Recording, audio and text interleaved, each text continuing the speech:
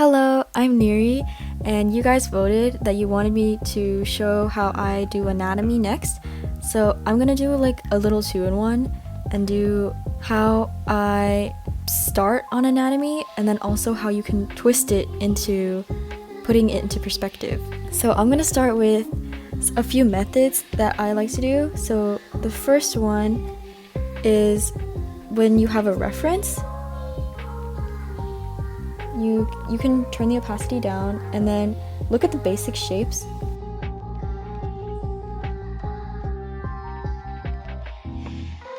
If you watch other anatomy tutorial videos, you probably have seen this method before. It's sort of similar to figure drawing, where you don't worry too much about little details as much as the full picture.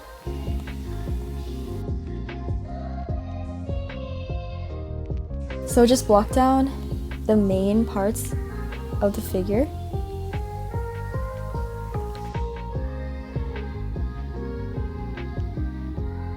And you can see that it's hard to tell exactly what is happening here, but if you have this general shape, you can just copy it again.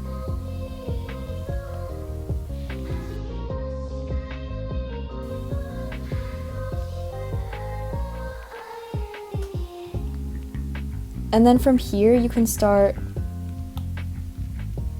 putting back all of the important shapes. Like, there's the leg.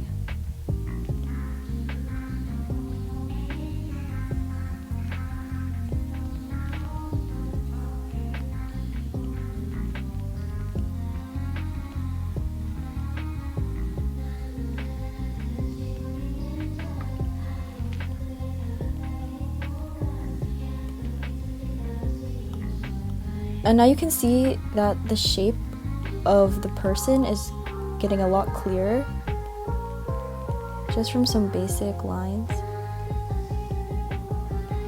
So this is the first method where I use a reference to start. And please note, I'm not tracing the reference in any way. I was sort of using this as a starting point to eventually get here. Okay, now method number 2. If you have a pose in mind but you can't find like a really good reference, you can just do the same thing. So for example, from this piece, it's just sort of the same thing. You start with very basic shapes.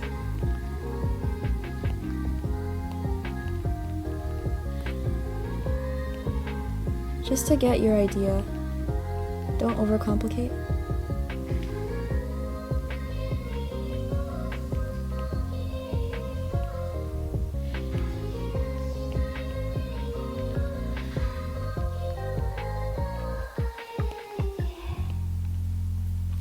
And like, it's close enough. You don't need it to be super amazing because you can always fix up your sketch later, but it's just to get your idea down and make sure that it could actually work in a drawing. And then my third method is the same thing except you use full blocks of color.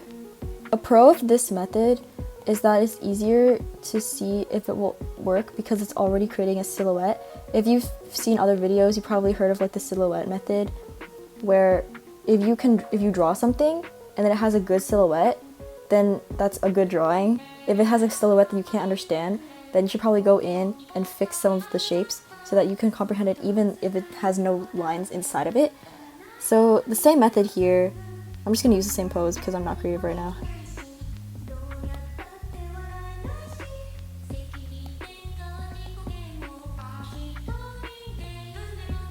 I personally, as I said in previous videos, I sort of switch between two methods.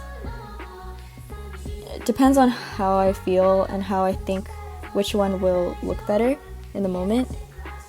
But yeah, see? It was so quick too. You don't have to spend so much time worrying about this because it's just a sketch. It doesn't need to be perfect and you can always go over and fix it later. You can always liquefy or use the lasso tool if you need. But yes, those are my 3 methods. Now, how do you pose things in perspective? That's the tricky part. There's going to be a lot of factors like foreshortening And yeah, so I'm gonna get a reference. So this is a photo I found on Pinterest. I'm just gonna basically break down all of the shapes that this artist used.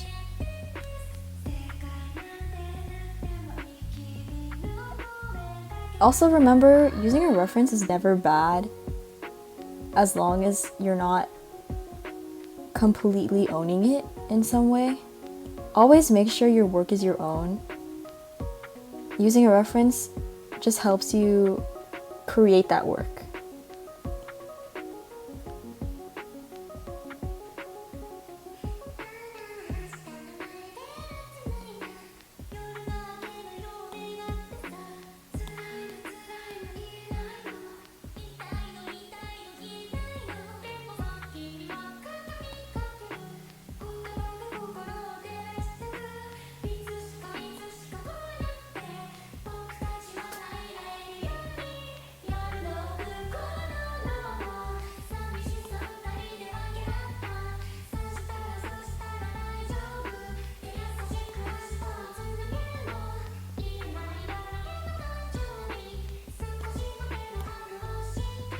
So yeah, that's basically it. That's very simply sketching in perspective.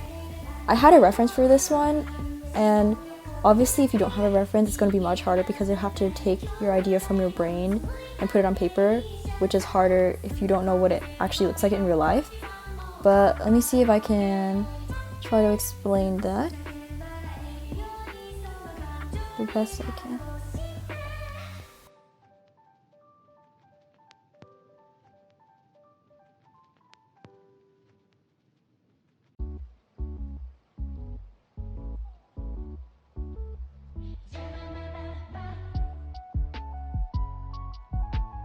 So I'm gonna have this person reaching their arm up.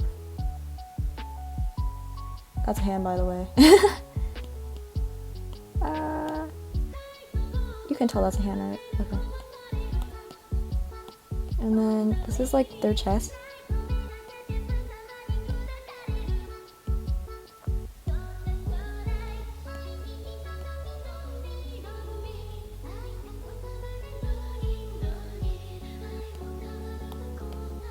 Always remember that things farther away in perspective will appear smaller or shorter. So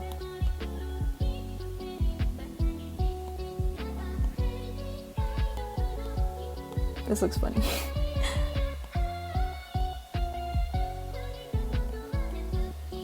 So you can like basically tell what this is, right? There's a person here extending their hand. This is their head. Yay. Leg and arm. Yep. When deciding which of the two methods you want to use, I guess you should just try both, because even though I'm doing the silhouette method for most of this video, because I personally think it's easier, maybe you might enjoy actually drawing the shapes more.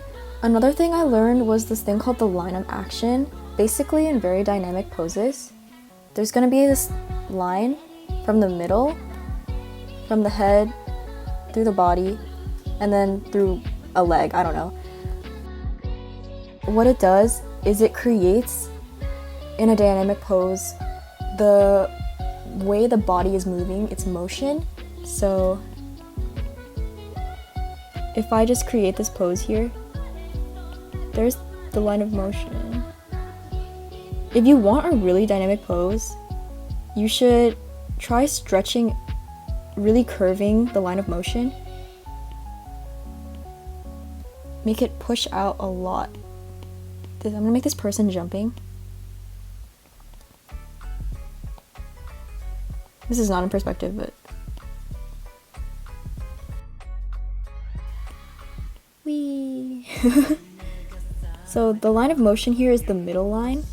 It's really jutting out from the character, and that's what makes it very dynamic. I'm gonna do another one.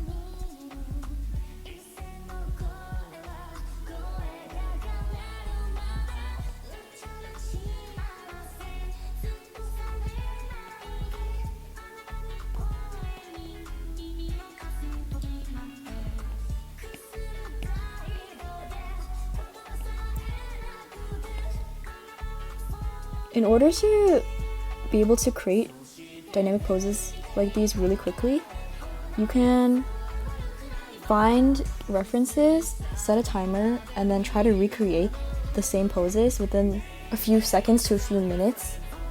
The more complex pose, you can give yourself more time. It really helps with training yourself to draw faster. Yeah, here's the line of motion. Whee! So yeah.